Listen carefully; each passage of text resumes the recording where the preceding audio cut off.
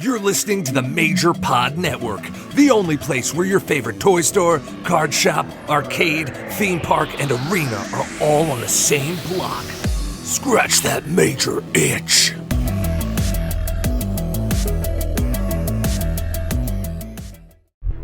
This is Tony Chimmel, and I'd like to introduce the hosts of the Game Marks podcast, George Feis and Johnny Clash.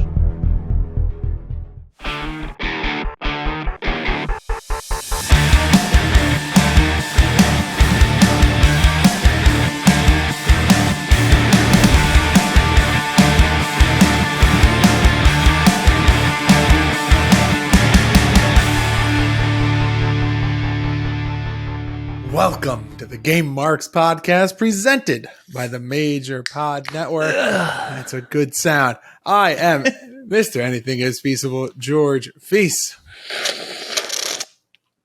And I'm the man they call Johnny Clash. Today we are playing Brass Town Wrestling on Steam. How will this wrestling RPG hold up? Will we play it forever? Woo! Or future endeavor? We also discuss food-related games and more.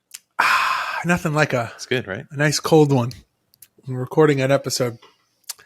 And please make sure to subscribe and leave a 5-star review for this podcast on both Apple Podcasts and Spotify. And make sure to follow us on all forms of social media at Game Marks Pod. And don't forget, you can get early and ad-free episodes of this podcast for only $5 over at our Patreon, patreon.com/GameMarksPod. Johnny Clash, how are we doing this week? How are you feeling? Coming off the heels of WWE 2K17. It's been a long-ass week, but honestly, one of just the delight of a game. Agreed. Well, like maybe playing it, everyone might have complained around the time. Like, think about 2K23 right now. It's a great game, but people are complaining about it. You look back with the nostalgia goggles a few years later, you might be like, oh yeah, that was a pretty damn good game. 2K17 was pretty good. One thing, while I was posting the Did You Know, I fact-checked the shit out of the Backstage Arena thing, saying that it returned in 2K17, and it's like half right, half wrong. So apparently in 15 and 16, I believe, maybe even 14, you only got Backstage in the PS3 and I think just the PS3 versions. Oh. But then when you get to the next gen, like PS4 and Xbox One, yeah, so that would only be 14 wasn't on that. So, but when you get to those, you don't get a Backstage Arena, but you're also getting more stuff than the PS3 versions. It's very weird. Hold on, there's a helicopter flying over. George is helicoptering everybody. I can't control that. I try to maintain the audio as best as I can. I can't control a helicopter flying over heads. Oh, you could control your helicopter, all right. Anyway, I enjoyed 2K17. I have to go return this to Philip Cardigan. It's been a long week. I haven't had truck. I haven't had my truck in a week, so I could finally go leave it in his mailbox and say something on his Ring camera this time. You're going to say, hi, how are you? Yeah, it's the only thing you say. You know what? A little shout out. He's been going live on Twitch. So if you want to go and check out Phil Cardigan on Twitch, make sure to go and do it. He's playing Jackbox. He goes live, but he doesn't ever tell anybody. We have people in our Discord going, "Hey, FYI, Phil's live. If anyone want to go and watch." He played Jackbox with Steve Believe, Stang. Yeah, I think Carlo Weiss was in Carlo there. Weiss. Retired Carlo Weiss. Me and him hanging out in our rocking chairs these days. I think Bryce was in there too. Yeah, that's possible. Bryce is a big gamer. He just doesn't tell you he's a big gamer. Yeah, well, because he knows that we'll ask him to come on the podcast. Yeah, well, I think I already have. But I'm kind of excited about today's game. We're playing Brass Town. It's a little RPG. Kind of in the mood to play this after seeing all the WrestleQuest stuff come. And that, I think, is going to be a little bit more drawn out. And there's some like licensing in there that's going to make that one cool. I'm very, very much looking forward to it. So kind of a little prerequisite here of playing this. We kind of dipped our toes in the RPG wrestling world in the past. And I think now we're just I mean, keeping in line with the whole deep dive thing, I think we're kind of cannonballing in with a full-fledged RPG here today. But with that, John, you think it's time for us to head on over to this week's deep dive? Helicoptering off the deep dive. It was an actual helicopter. Hey, George. You see this light here that says game over that I point to at the end of every single episode, like Ronda Rousey pointing to that WrestleMania sign? I do. Do you know where I got it? Why don't you tell me? I got it from Zavvi. That's us.zavvi.com, Z-A-V-V-I, and they literally have everything. I have spent hours on this website looking up Mandalorian, Jurassic Park, Harry Potter, like everything you could imagine. There's Legos, Power Rangers. You could pre-order the new Marvel Legends. It's an insane website that has literally everything pop culture. There's even Batman shoes on here. I mean, I know for me, a little like adult Zen garden project that I like to do is like the smaller Lego sets, and Zavvi has a lot of those Lego sets on there and getting kind of itchy. So if you like all things pop culture, like John said, Disney, Star Wars, Marvel, DC, Harry Potter, Nintendo, they're even getting into the wrestling game now. Oh, yeah. Zavvi is the place for you. That's right. Use code GameMarks, simply just GameMarks, at checkout, and you can get 10% off. I'm going to redo my wardrobe.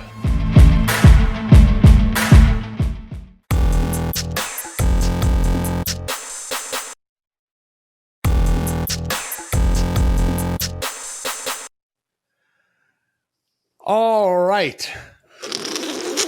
The deep dive, as always, brought to you by our friends over at Zavvi. Make sure to use code GameMark. Save yourself a little bit of money on your order. Now, Brasstown Wrestling released January 20th of 2020 on Steam, developed and published by Empty Teapot. Other games in 2020, you've got WWE 2K Battlegrounds, AEW Casino, Double or Nothing, AEW Elite GM, New Japan Pro Wrestling Collection, and The King of Fighters All-Stars. Now, What you looking up? I'm looking What's up- Georgie Googling this day? I've never considered King of Fighters When you go as a onto Google wrestling game. and you go onto what's it called?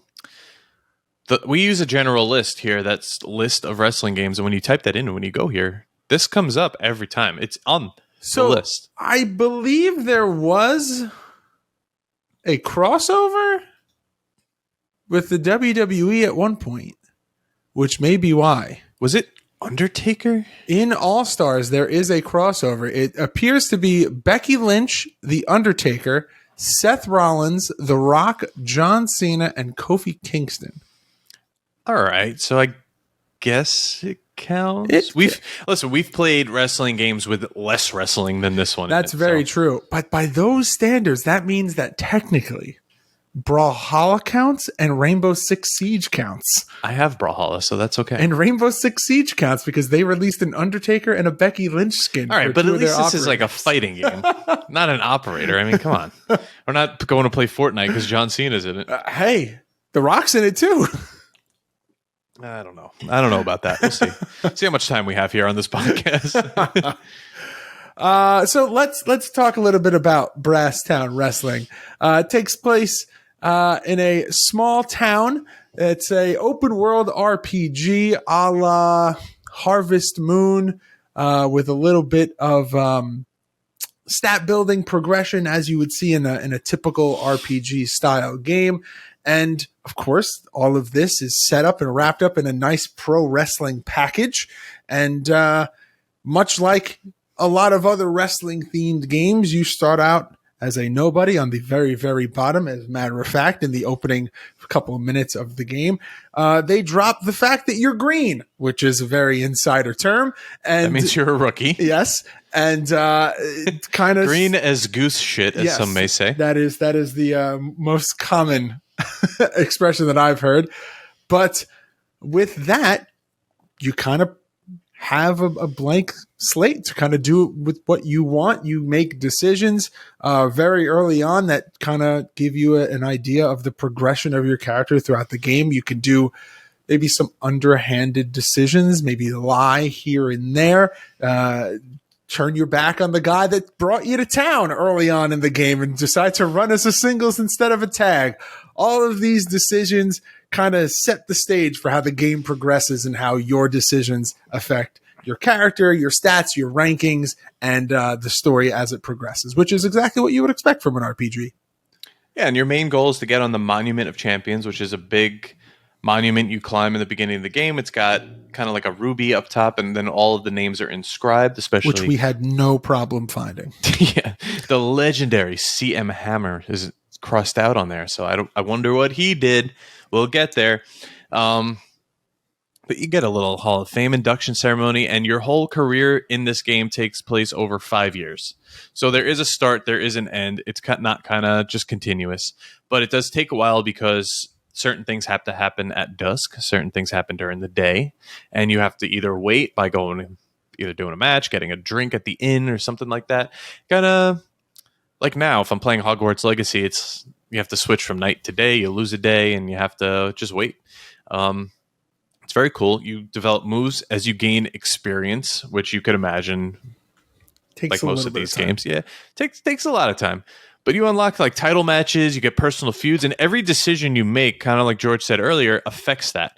So even in the beginning, when it asked if you wanted to go on a singles run or a tag team, you come in as a tag team, but you kind of could say like, screw this guy, like I did, and you get like a heel point and you lose relationship power, which don't let George forget to tell you that you're allowed to name the second character. So you have Andy, and I named him Georgie Poops. So that's who we were playing on our playthrough on YouTube. You can go check that out. Yeah, go subscribe to Georgie Poops.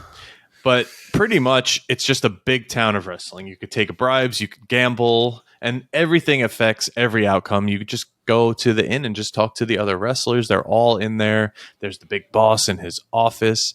It's pretty cool. Very good concept, and it's a very pretty game. Yeah, and a little fun nod again when you're first entering your character's name. Your character's name is Jay Brony, which yuck. I expected to get more of a reaction out of you, a little chuckle, a little something. No, nothing. But then you did the yuck, and I don't know. I need another sip of my drink, and you're the one that's going to be a dad yet. I'm the one stuck making all the bad jokes. Yes, that is Some true. things will never change. Certain things you could pick up in this game, like you can find just like money laying around. You could find wooden logs and sticks that you could use later. But let's talk about the actual gameplay of the match itself, because it is structured. I guess we could compare it mostly to like a Pokemon battle, where it's a standard like turn-based RPG. You're looking at these characters, these little RPG characters, the whole time. But when you enter the match, they're fully drawn out wrestlers. They look very cool, very nice. And you're in a ring, and it's illustrated very nicely. It kind of loses the whole pixely effect once you get in there, like most other games. But then your options are, you could either fight with like a little combo that does minimal damage. And when your opponent goes, there's a little meter that comes on the screen. And if you hit it at the right point, you only take half the damage of that move, which is pretty cool, but it's also very hard to get it spot on. I struggled with that a lot and got my ass whooped. But then you come in with specials. You could also heal up by doing a clinch with a wrestler, which is more of like a boxing thing for like resting up, not really a wrestling thing. But I guess they needed something here, and you can't just go take a rest in a wrestling match. Grab a hold, rest, I guess. Yeah, I say know. Rest hold. Yeah, those don't exist. You should be working during your holds. But yeah, it's pretty cool. And the specials look nice. And then at the end, you get a pin. You got a button mash to get out of the pin. And then you come back with a lot more health usually. It took us mostly 2 knockdowns to get your opponent down for the pin. Yep. And then after, it brings you to a screen, which I thought was kind of a disconnect from the rest of the game with like the stats of the match and like what you get from it. And it just didn't look the same as the rest. It kind of just looked like it was thrown in there. I'm trying to think of how to describe the the overworld, very much like that 8-bit like throwback to like early Final Fantasy type games. When you're in the match, they almost become like really nice artistic. We're not to say that the other ones, like the overhead sprites, are not nice artistic renditions, but these are like hand drawn, like Illustrator style. Like this is what people would pay to get like on a T-shirt. Yeah, or like a trading card even. Yeah, that actually is probably the best comparison, is that this is a huge style that a lot of companies use for their trading cards. But it just, like John said, is a little bit of a disconnect between the overworld and then the actual matches themselves. Now, I'm not a big RPG guy, so I only can compare this to Pokemon, really. That's fine. And even in a Pokemon battle, everything's still pixelated, like it's pixel art. Yep. You're not getting fully artistically drawn characters on the other screen. I don't mind it. I think they're very nice. Yeah, they look great. I think you just need to pull both parts together at some point and act like you're playing the same game throughout all of it. I don't think it was a bad thing. It's just something we're noticing here. But something else we didn't really point out is you get money. You could buy a house, or you could blow it on drinks and sleep in the streets. You could be a bum if you want. And I don't know. It's just it's just funny how like you're a wrestler, but you could go fishing for food, or you could buy food. So do you want to do the more time-consuming one that helps you save money to go buy a house, or do you want to do the other one that might make you not have as many coins? And I'm sure that there's things that there's multiple ways to do the playthroughs, and there's multiple changes that happen based on the decisions that you make. And I can't paint the picture well enough. It is literally the core of an RPG, just based in a wrestling world. And we said it last week. I'm sure I'm going to say it now, and I'll say it again later on. It's just a cool concept for a wrestling game to have it, if you're familiar with those top-down RPGs or Pokemon or something like that, to have this, a Final Fantasy, Pokemon, whatever you wanted to compare it to, but to have all that set in the wrestling world, it's very unique. And excited when we decided that we were going to play this week, and even more excited, like John said, when later on when WrestleQuest comes out. It's just an interesting little change of pace here. Yeah, and you could even get injured in here, and then you have to either have full surgery, which I'm going to assume costs money. We didn't get that far, but or you just take a little pill ski, a little tablet, and I don't want to know what happens after you take too many of those. But let's talk about the roster here. Oh, okay. Here's what I would like to do, John. So we are on the Brasstown Wrestling website. So if you go to brasstownwrestling.com, click on the roster page. You can click on anyone's picture. And I think you and I should just scroll through and just name the wrestler and talk about the ones that stand out to us. Yeah, we can't really go through all of these. There's a ton. No. They're not named. They are named, but we have to click through to find them. Yeah, so we'll name them, and then we'll jump on the ones that jump out to us. So starting with Abel, then you have Atlas, Banker Irwin. Oh, he's just going to name them all anyway. Okay. Barman Mike, who has a striking resemblance to Dolph Ziggler. Then you've got Billy Luke, Blackjack, little bushwhacker. Yeah. Booker Huffy, Chico, CM Hammer, Coach Sal, Coral, Deacon Bluebell, Dinky, Disco, Dr. Life, Dundee, Ebony, E.M. Balmer, that's clever, Harvey, Glacius. I'm just letting him take this, guys. I'm sorry. Gravedigger, Heatwave, Honkatonk, Lee Luckless, Leviathan, Librarian Sarah, Lola, Patty, Moro, Mean, Mordechai, Mr. Cream, Mr. Hancock, The Naturalist, Officer Bubba, Pebble, Vinny, Queen's Brawler, Riley, Rookie Bella, Rookie Andy, Rookie Carl, Ruby, Sandwoman, Shina, Slither, Smasher, Soulwold. Are you okay? Soulwold? I guess. Sure. Soulwold. Sovereign Steve, Spivey, Street, Sunshine, The Intellectual, The Rev, Trevor Rising,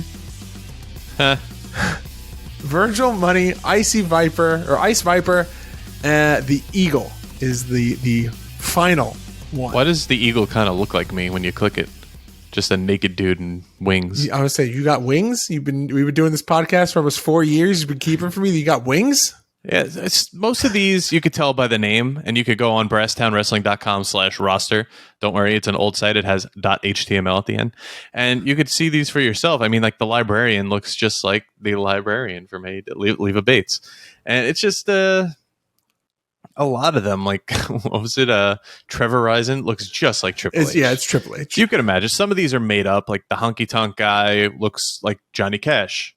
And so on and so on. So yeah, some of them, they look like they combined a couple of wrestlers. Who was the girl we meet in the beginning of the game who beat up the guy with Coral. Smasher? Coral? That was Coral. I wasn't sure if it was Sunshine. Sunshine was the one we met in the gym. Yeah. And who was the guy we beat up? That would be rookie Carl. No, the other guy that gets beat up by them and then we take his money. Lee Luckless. Okay. Where's he? He's on here? Yeah, he's green trunks. Fourth row. Fourth row. Fifth row. Sorry. Fifth row. Second from the last. Okay. Looks kind of like Little Guido. little Guido mixed with like Deuce and Domino mixed with like Johnny Clash. I was gonna say like Matt Stryker. Yeah. Really cool roster though. Very cool. Very well drawn out. Like we said before, not too much like detail to them, but they look like legit wrestlers. I wish on the website it had the picture of them right here, but then their pixelated character. Oh yeah, their their sprite. That would be great.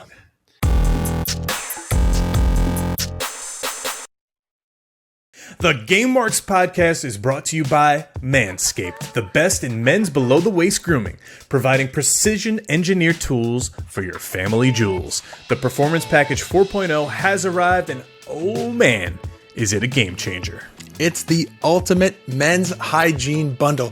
The Performance Package 4.0 comes with the Lawnmower 4.0, body hair trimmer, the Weed Whacker, ear and nose hair trimmer, below the belt toner and deodorant, performance boxer briefs, and a travel bag to hold all your goodies. It's definitely holding all my goodies, if you know what I mean. Over 7 million men worldwide trust Manscaped with their grooming needs, and we've got an exclusive offer for all of the Game Marks out there. You can get 20% off your order and free worldwide shipping just by using the code GameMarks at manscaped.com. Unlock your confidence and always use the right tool for the job with Manscaped. Manscaped.com and use code GameMarks.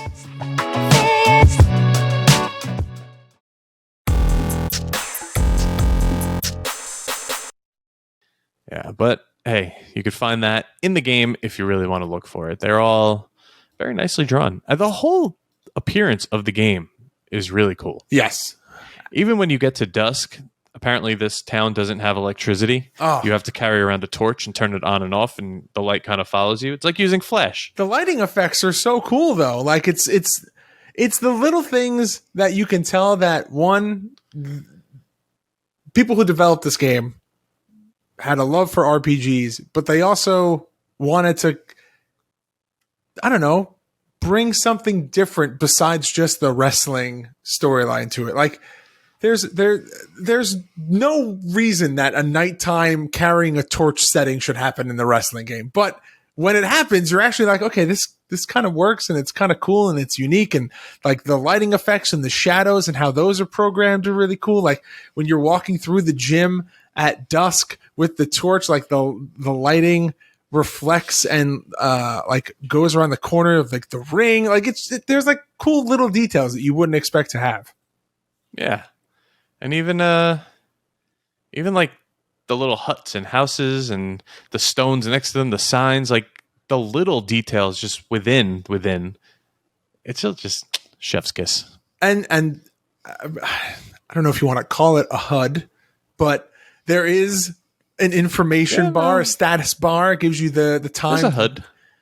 the time, the date, your health bar. It nicely tucked away in the top left of the screen. Doesn't, take away from anything else. Doesn't distract you when there's like a cutscene or anything happening, which John and I have talked, I feel like, more recently than not, about all of the other games that have had these glaring, gigantic HUDs that distract you during any kind of cutscene. We're just like, come on.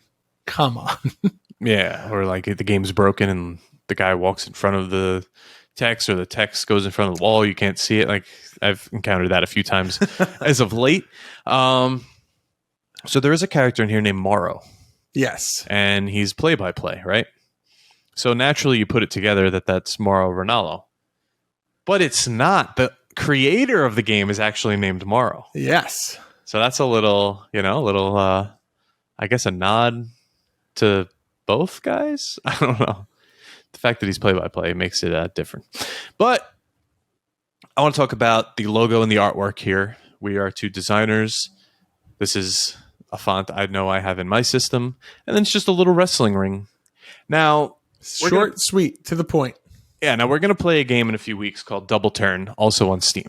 Yes. That is also kind of pixely. It's a little Smash-style game, a little brawler.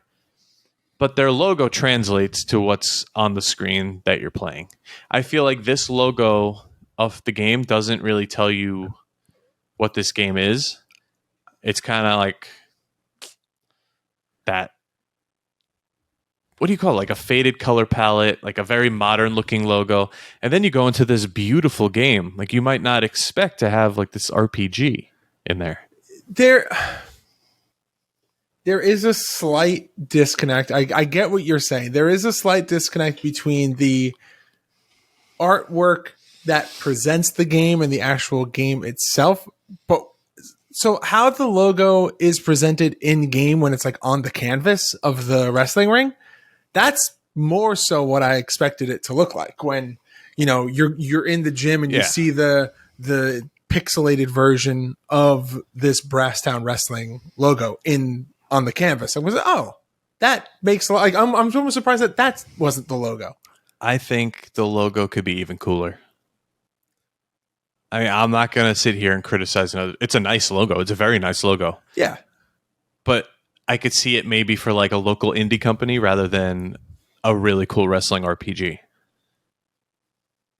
That's my point. I mean, I'm not taking away from it. And I'm sure to some people, they don't even look at that stuff. But that's literally our job to look at that stuff. So that's why I'm analyzing that part of it. And this is a very small team. Very small team. And do you want to know about them, George? Sure. Well, did you know?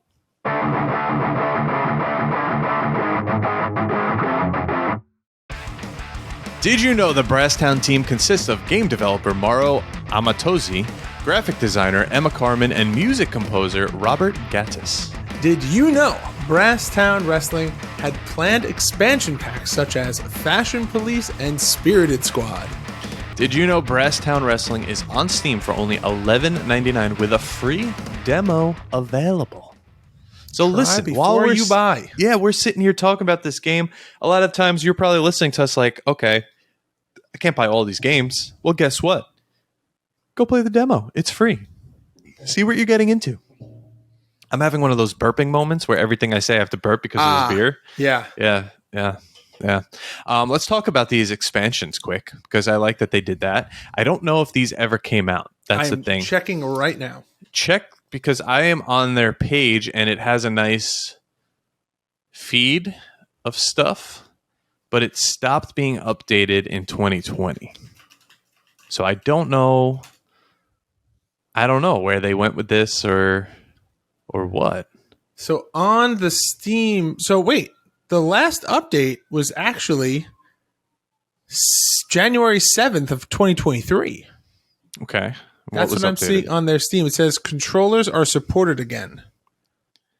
I read in a lot of the reviews that was an issue. Yeah, so it was... Especially when a lot of controller prompts come up on the screen during the game. Yeah, so this is what I'm seeing here on their actual Steam page. The update prior to the controller support was July 18th, 2021. Then Okay. January 7th, 2023 was the controller support. Interesting. I guess with an RPG, though, not much can be updated after. It's just stuff like this where it's like a expansion of characters or something, you know? Yeah. But it's not even like you're selecting a character. They're just kind of in there already. Interesting. PC games by Empty Teapot. This is their only game. Interesting. Yes. Brasstown Wrestling demo. They also have an itch.io. What is this? Greetings from Rocktown. I don't know if this is them or not. Or if that's just an affiliate. They have a Twitter, and it was last updated March 15th, 2021. I'm going to reach out to them like I do with everyone else and try to get some more info about this game. But your Fashion Police expansion we spoke about says it'll be a major graphical update in which we'll be focusing on improving ring entrances, added additional music options, and graphics for ring attire. Now you get that ring attire as you go. And support for expansion on our Indiegogo to receive an official Brasstown Wrestling t-shirt from Pro Wrestling Tees. And the opportunity to design your own mask, ring attire, entrances. Okay, Spirited Squad is basically the ability to create a terrible gimmick. Like the Spirit Squad. And it's got a little Stormtrooper helmet there for Shockmaster. It's got a chicken head, a little cooker, Mantor helmet, and a rope, a hook. Are they saying hook is not a good gimmick? So what's that tombstone say? Rest in peace, gimmicks. Yeah. Kind of looks like the Miz, the guy's face. Everyone has a man bun, too. This definitely came out in 2020. But all right. Wasn't there someone who... Is it the Yeti that came out with the rope and the hook? Maybe. Someone came... I know that there was a wrestler that came out with, like, the hook. The Yeti. The Yeti. No, the Yeti was like a big mummy. There was someone that came out with the rope and the hook. I don't know, but why don't you sit back if you want to think about that? Oh, I will. While we relax, we go through some some ratings and reviews. Now on Steam, this is rated mixed with only 14 reviews. So that makes me think. We've been playing a lot of Steam games lately, like a lot. What makes them not able to find? Is it your private... Not private, but like your personal marketing? Is that... Are you not putting money into... Like they only have 943 followers on Twitter. That does not mean 943 people are buying this game. Well, it's like this is the problem. And I feel like it's the same kind of concern that we had when we started doing this podcast. It's a niche of a niche of a niche. You have to find someone who likes the play style of an RPG. And they did post something like, we just hit our 100th download or something. So yeah. So you have to find someone who wants to play an RPG. Then you have to find someone who is interested in wrestling. Then you have to find someone who wants to play that specific combination of wrestling and RPG. Yeah. Which we know from this podcast. People who like wrestling, a lot of them. People who like video games, there's a lot of them. But that doesn't necessarily mean that if you like one, you like the other. I'm looking up WrestleQuest real quick. It won't say how many wishlist this, right? No. Publicly? No. Well, I'm going to wishlist it because I want the updates on it. I don't know. It's going to be curious to see like what a game with a license like Macho Man and Jake the Snake, like what that will offer, where this one is just created characters that this random company just made. And there are more games behind the developer of WrestleQuest, where we had just said that Empty Bucket only has one. Yeah. All right, well, let's read this review here. This one's from January 31st. Empty Teapot, sorry. Yeah. January 31st of 2020, Crazy Dave says, I love games like Harvest Moon and Stardew Valley. I also find professional wrestling interesting. There you go. I admit I have never watched it religiously, but I do enjoy the idea of it, and I like games about it. I used to like WWE SmackDown vs. Raw back when it existed. And now I like games like TEW, where you manage a wrestling organization.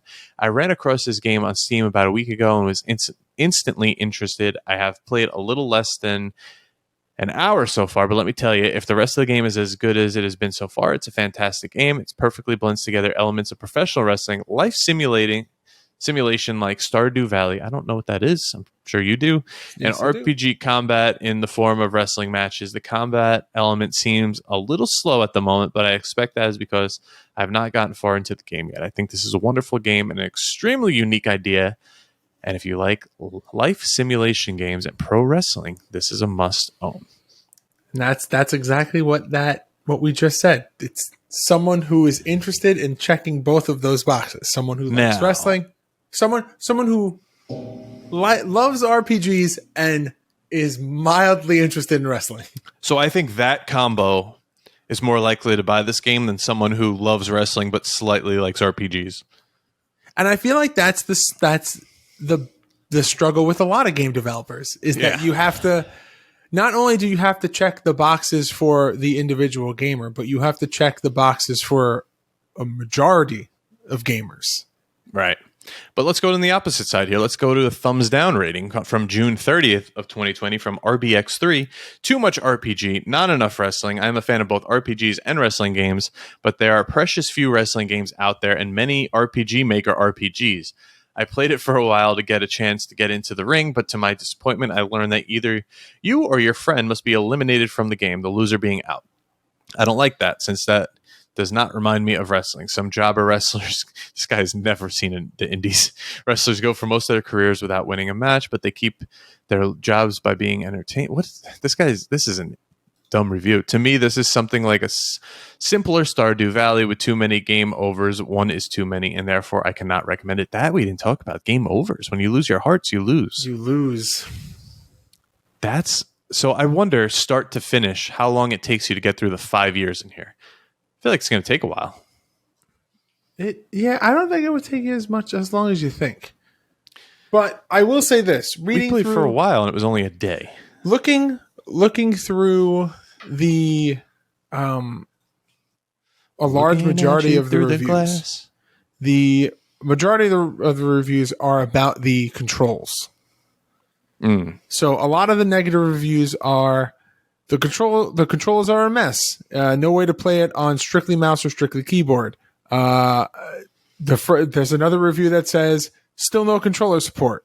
So bad with awful controls. Like, they addressed the number one concern in their reviews. Yeah. And other than the controller support and people talking about that, a majority of the reviews are positive. Well, this guy has 25 hours on record, and it says really fun game, although I feel like the days and years are too short, but apart from that, it's really good. Well, a lot of the time, and I know that you said that aside from Pokemon, you're not a big RPG person.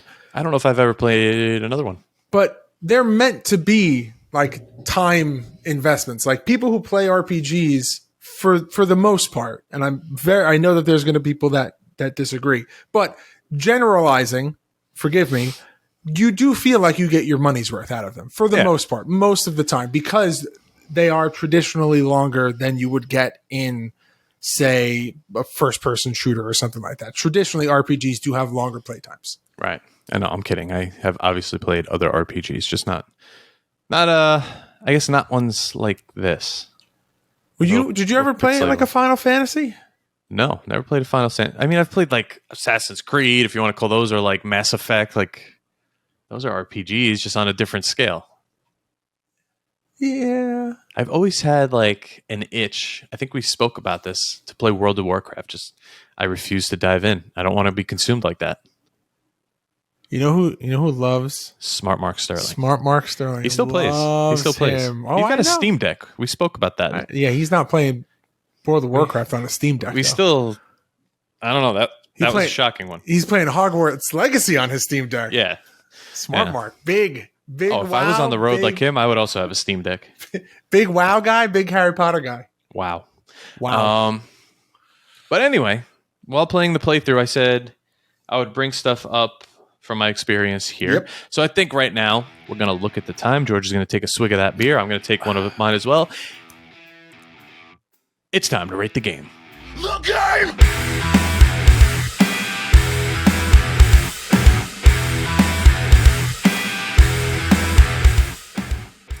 All right. Kick us off here, Johnny Clash. Okay. So besides like the disconnects in the graphics, as we're talking about the Steam Deck, I feel like I can't sit at a screen and play an RPG like this. It's too time consuming. You're working your ass off for like an hour or two in this game to accomplish minimum. Where maybe if I could save and go back to it on a handheld or a phone, I would play this game way more. But again, I'm not an RPG guy, so maybe other people feel differently about that, which I assume they do. I'm gonna say I'm gonna say future endeavor. I haven't done that since Hardcore Revolution, by the way. Neither have you. But I do think it's a good game. I do think it's a pretty game. I just don't want to play it. Okay. All right. That's fair. You were honest from the beginning saying that you're not someone who typically leans into the RPG game. So it's not completely out of left field. And just because it's wrestling doesn't mean I'm going to play it. I mean, WrestleQuest comes out. If it's over $10, it's probably going to take a lot for me to eventually get that game. Well, think of all the other wrestling games that we've played that were actually full-on wrestling games that you haven't liked. Like you just said, Hardcore Revolution. On paper, you should love Hardcore Revolution, but... Well, yeah, the Game Boy game was not good. Well, but, George, your opinion. Play it forever. Future endeavor. I think this is one of those ones where it's one of those ones where it's like on the line, where I agree with you in the sense of the disconnect between the match art style, the main menu logo or the main logo and things like that, and the overworld of the game. But that overworld is very, very nice, very reminiscent of those classic top-down RPGs. It walks the line, but I think it's just over the play it forever. Oh. I'm going to give it a play it forever. I think that it's a cool concept. We didn't experience any of the control issues with the playthrough that's on the YouTube or our individual playthroughs. So I think it has addressed the big glaring concern based off of all of the feedback, and I'm going to give it a play it forever. You know, you have 7 Play It Forevers in a row now. Wow. Your longest stretch was 10. Oh. From WWE Immortals to Wrestling with Emotions. The streak. The streak. So you're on track. I cut mine off at 6. That's your longest streak is 6? No, I'm saying this is where we were. Oh, yeah, probably. I've hit 6 a bunch, it looks like, but I've never gone past it. Wow. Yeah, no. I don't think I've hit 10 streak. More than once, right? Our longest future endeavor streak. Ooh. That's 5. Let's see. It's 5. And that was in year 1. And it went from Micro League Wrestling to Wrestle War. Ooh. Yeah. You know, we haven't done in a while. Very lenient. We haven't done a remastered episode. Maybe we throw one of those in there. We could do that. Go back to a year 1 game. Yeah. But are you ready for the soft lock? Because I like this one. Oh, yeah. This is a good one. All right. Let's talk about this week's soft lock.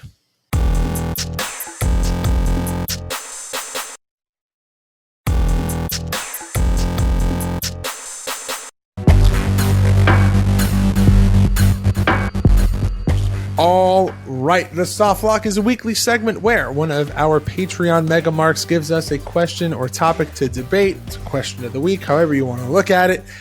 This week, question comes from Will McDonough, and Will would like to know, what is the best video game based on a food item? And I'm going to tell you right now, right off the bat, 2 things came to mind. Cool Spot Don't know it. It's the 7-Up spot. They made a game based on that. And Pepsi Man. Okay. Did you ever play Diner Dash? Oh, see, I went based on like. Well, he said a food item.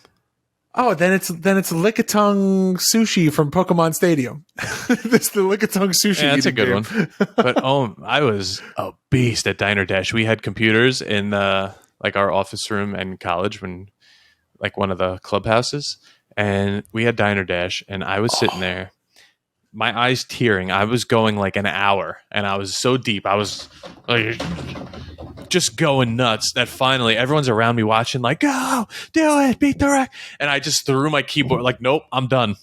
And I just let it die. But you know what else was cool? I had Food Network. What was it? Iron Chef for Wii. Ooh. That was cool. I didn't play it much, but when I did, it was a lot of fun. There's I have to Google it. Did you ever see that the Burger King game? Yes. Sneak there was King? a few of them. I think I had one. For the Xbox? Oh, God. I had the one of him on like a scooter or a little motorcycle. Oh, you know what's a good cooking game that a lot of people like rave about? Cooking Mama? Cooking Mama. Yeah. I was just going to say, everyone raves. I have yet to play it, but I've heard fantastic things about it. There was also a brief period where Nickelodeon.com, I think, had a lot of games, and you would get points for games, and there was like a SpongeBob Krabby Patty making game that was like Diner Dash. But they would like give you your order, you had to memorize it, and then you had to put it together and like do the next one. Oh, John, there's Fast Food Tycoon. Is that going to be added to your library soon? Fast Food Tycoon, let's see. I knew that was going to get him, guys. That looks so confusing. Oh, Hell's Kitchen, the game? Oh, God. There was Diner Dash is hard to beat. Do you remember? Not many people I know. Overcooked?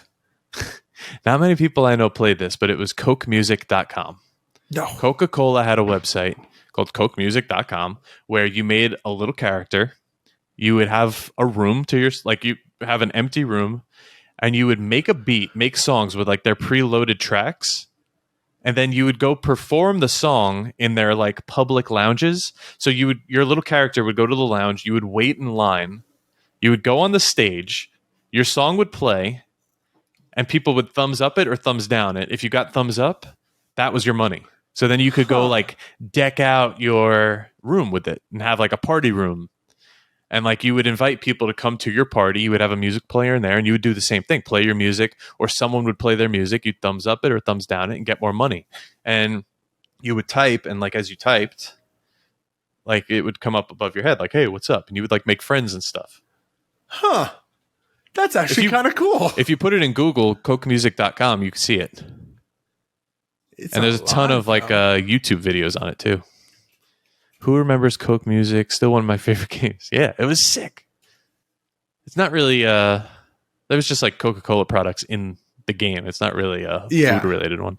Oh, it looks like oh God. It looks like something else. I can't remember what the hell it is. Habbo Hotel? That. Yep, that's it. Yeah, this was way cooler. I was like, there's another The day it shut down was just so sad. It was just like no notice. It was just gone. Have you ever been on a game when it shut down? I don't think so. Besides going to this one like a day after. I haven't either, but I know people who have. We kind of spoke about this a few months ago when whatever that one was called shut down. When Knockout Party or that one we just played. What was it called? Rumbleverse. Oh, but Knockout City is also ending. Really? Yeah. I thought people liked that game. Apparently not enough people like it. I think the people who like delete it off my hard drive. Did you ever play it? You got to play it once. No, it's uninstalled. Oh, play it before it goes. And I don't want to get attached. But yeah, I think Those are pretty good food-related games right there. Yeah, I like that a lot. Good question, Will. Thank you very much for that. But John, would you like to know what we're playing next week on the podcast? As usual. All right. I think I'm going to kind of keep us to that idea of going back and doing a revisited. Oh. Because it kind of sounds good. And I think that we should go way, way, way back. And I think that we need to revisit In Your House. Both In Your House and WrestleMania, or just one? I think we revisit WrestleMania the Arcade and In Your House. I've been asking for this episode. I think I'm in. I think the time has come. All right. Are we good? Is that it? We told the people That's it. I'm excited next now. week. All right, I got John hyped up for next week. That was all right. episode 2. Here we go. Okay. We came out swinging. First episode was World Tour. I didn't even have a microphone yet. I used a little pocket mic. First episode was World Tour. Second episode was Arcade, WrestleMania Arcade game, and In Your House. We came out swinging year one. Yeah, so we got a little double episode next. Damn. All right. Well, youtube.com/GameMarksPodcast for all our weekly playthrough videos and more. GameMarksPod.com/shop for all of our exclusive merchandise. ProWrestlingTees.com/GameMarksPod for all of our shirt designs. Patreon.com for early and ad-free episodes of this podcast for only $5. At Game Marks Pod on all forms of social media. And please make sure to like, comment, subscribe, ring that notification bell, and make sure to go buy the Ding shirt over at ProWrestlingTees.com/GameMarksPod. And if you have a product or service you would like to advertise on this podcast, please reach out to us at GameMarksPod@gmail.com. I'm very happy that you are excited for next week's doubleheader game. And, I think there's only one thing left to do, John. Whenever you're ready. Don't do that. Don't do that. Game over, Marks.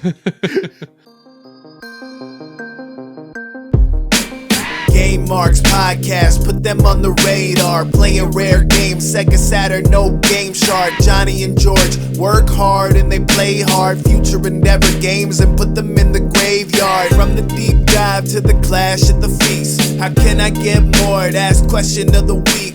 Follow on Twitch, there's nothing that they won't play. Game Marks Podcast every single Monday.